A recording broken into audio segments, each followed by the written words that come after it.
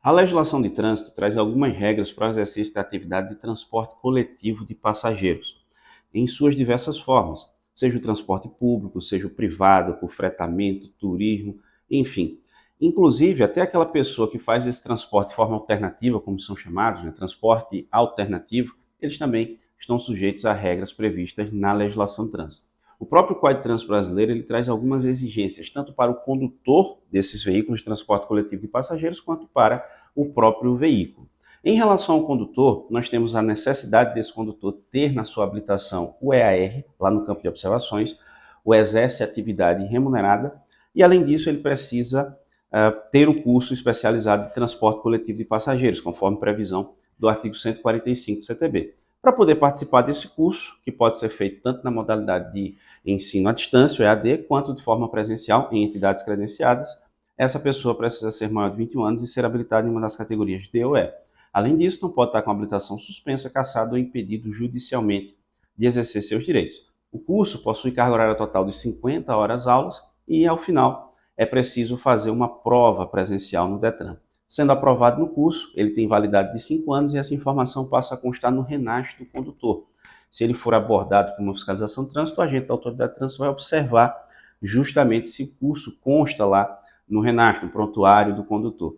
Se o curso tiver ok, tiver em dia, está tranquilo. Agora, se o condutor não tiver o curso, ele tiver vencido, isso é infração de trânsito.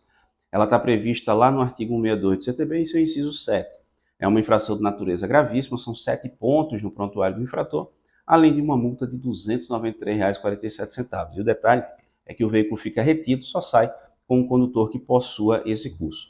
Passados ali os 5 anos, é preciso fazer uma atualização desse curso e são 16 horas aulas, renova o curso por mais 5 anos. Já em relação ao veículo, nós temos alguns equipamentos obrigatórios voltados ali para o ônibus ou para o micro-ônibus, já que é feito transporte coletivo de passageiro nesse tipo de veículo. A própria resolução 993 de 2023 do CONTRAN, ela traz ali alguns equipamentos que são considerados obrigatórios. Entre eles eu vou destacar o equipamento registrador instantâneo inalterado de velocidade e tempo, previsto no artigo 105 do CTB, e que você conhece como tacógrafo ou cronotacógrafo. A resolução 938 de 2022 do CONTRAN, inclusive, traz regras ali em relação ao tacógrafo. E não ter esse tacógrafo, ele está viciado, defeituoso, isso é considerado uma infração de natureza grave. São 5 pontos no prontuário e multa de R$ 195,23, além da retenção do veículo para regularização, conforme previsão lá do artigo 230 do CTB. E o próprio CTB, em seu artigo 135, ele ainda traz a previsão de que o condutor de veículo de transporte coletivo de passageiros, para que ele possa explorar essa atividade, para que o veículo possa explorar essa atividade, melhor dizendo, é preciso ter autorização do poder público concedente, para que seja feito transporte remunerado naquele veículo. Seja ele transporte público, seja ele transporte privado por empresa, ou mesmo realizado de forma individual, mas tem que ter autorização do poder público concedente. Quem vai ser esse poder público concedente?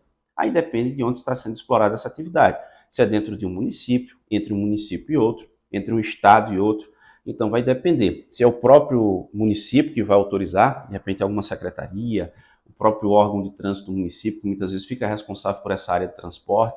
Se vai ser de um estado para o outro, se vai ter ali algum tipo de secretaria do estado, de um município para o outro, perdão, se vai ter alguma secretaria de estado.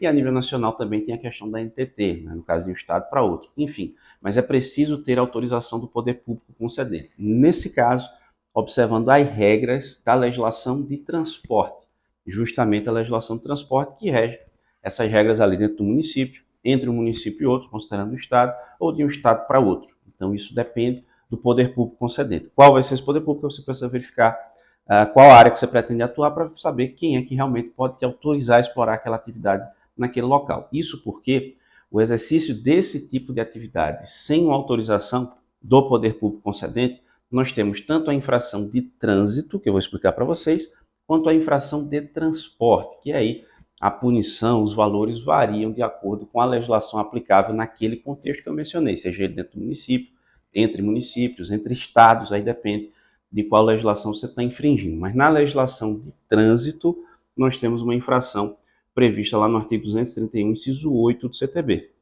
que é justamente transitar com o veículo efetuando transporte remunerado de pessoas quando você não está licenciado ou autorizado para esse fim. é uma infração de natureza gravíssima, vão ser registrados 7 pontos no prontuário do infrator, além de uma multa de R$ 293,47. E nesse caso, o veículo vai ser removido. Existe a previsão de remoção do veículo. Ainda que haja a resolução do problema no local, a legislação prevê que pode ser feita a remoção nesse caso, e o Manual Brasileiro de Fiscalização do Trânsito, inclusive, chama isso de boa ordem administrativa, ou seja, a remoção ainda assim ela pode ser feita.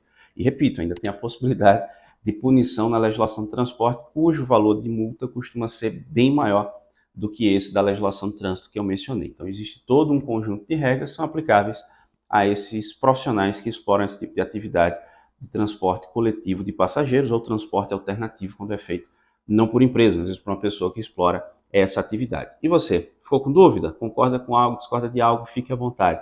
Vá deixando aí nos comentários. Você que nos acompanha aqui no canal Sala Trânsito já sabe, deixou nos comentários sua dúvida, nós vamos tentar te ajudar de alguma forma, beleza? Eu agradeço muitíssimo a você que me acompanha até aqui. Um grande abraço e até a próxima.